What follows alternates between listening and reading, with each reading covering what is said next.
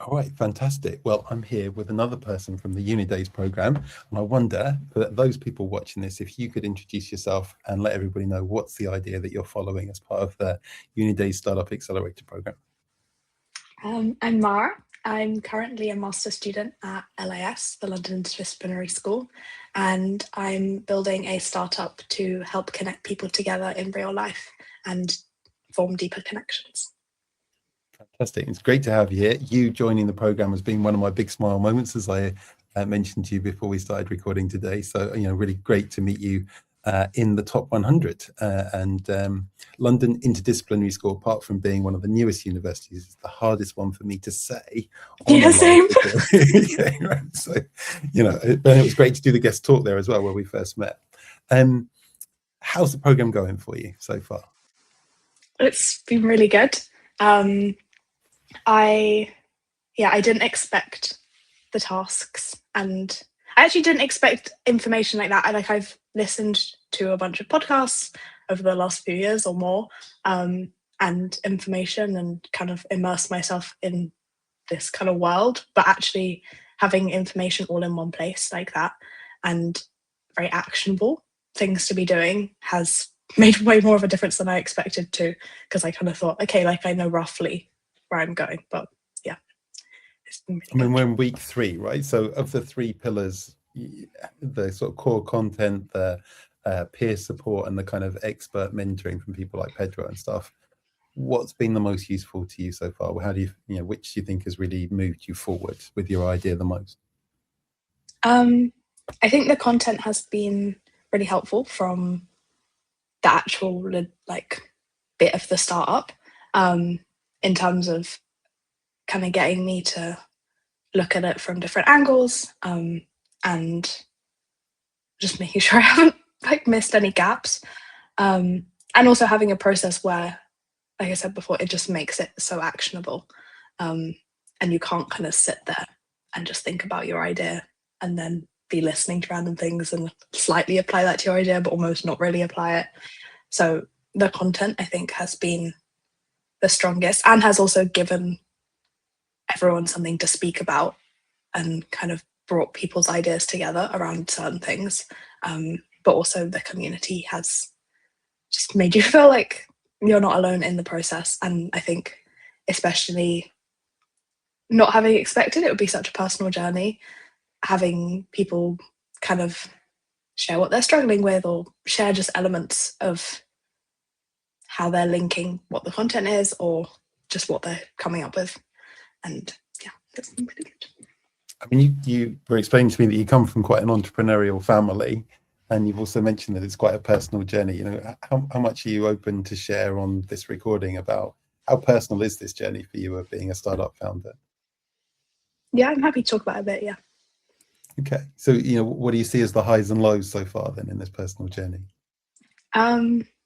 I felt like last week, the first week and a half, I was kind of like, okay, good. Like, I started to realize that it was going to be more of a personal journey than I imagined, and that entrepreneurship seems to have a way of kind of pulling out all of your biggest weaknesses and strengths as well, but really like bringing them to the forefront so that you can see them. But I kind of love that. But yeah, I think the past week I realized how much I attack my own ideas, and I've been kind of grown up in a situation where I've constantly had a lot of ideas kind of explained to me when maybe I didn't have the knowledge to actually be able to understand what was going on, but was almost used as a sounding board for those ideas.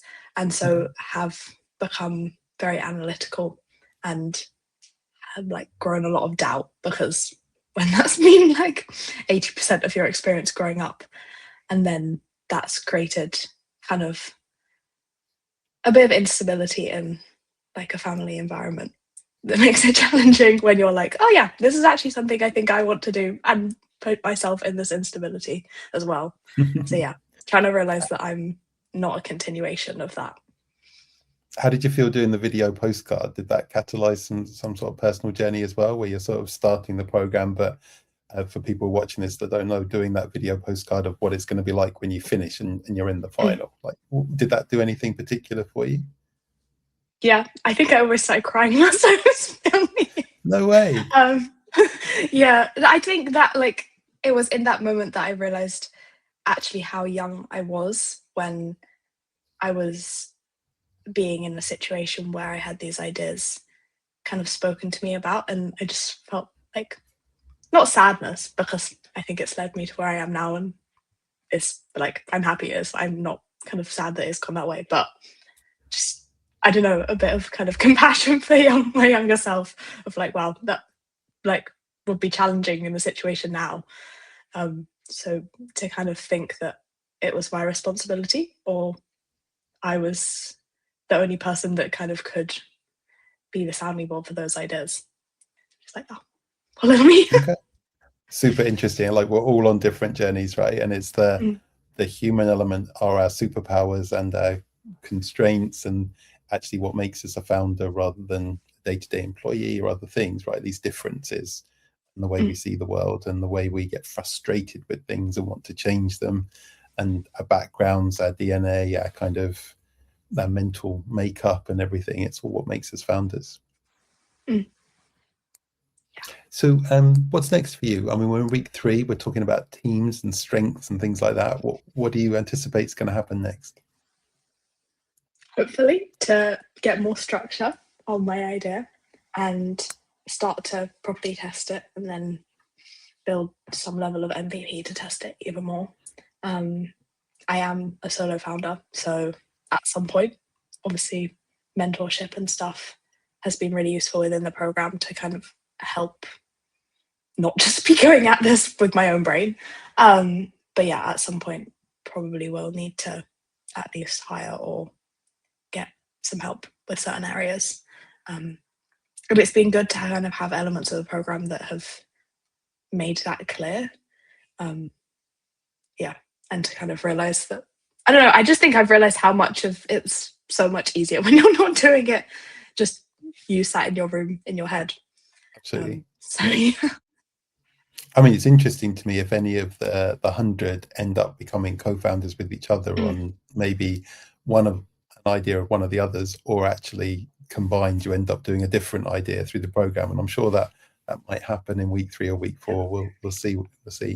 And as a sort of general question, have you tried any of the vibe coding things yet? Anything like Lovable or Replete or Cursor or anything?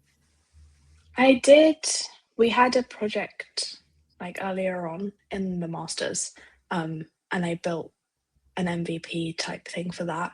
My ideas changed quite a lot since that, but actually going through that process was good because it stopped me just thinking about stuff and actually made me make decisions about what was going to be in the page in front of me. And through that, I did use stuff like that a bit, but not to a large extent.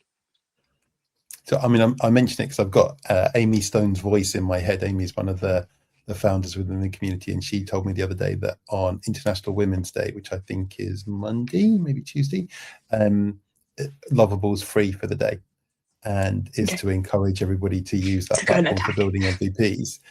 But you know, take free credits where you can take free credits, right? Yeah. And Amy's a really good person to speak to if you haven't already, because she's done some incredible MVP work on her Surveyor app, and she invested sort of 20 or 30 hours of her time in upskilling herself on Lovable, and then has built all the things that she was worried about as a non-technical, non-coding founder.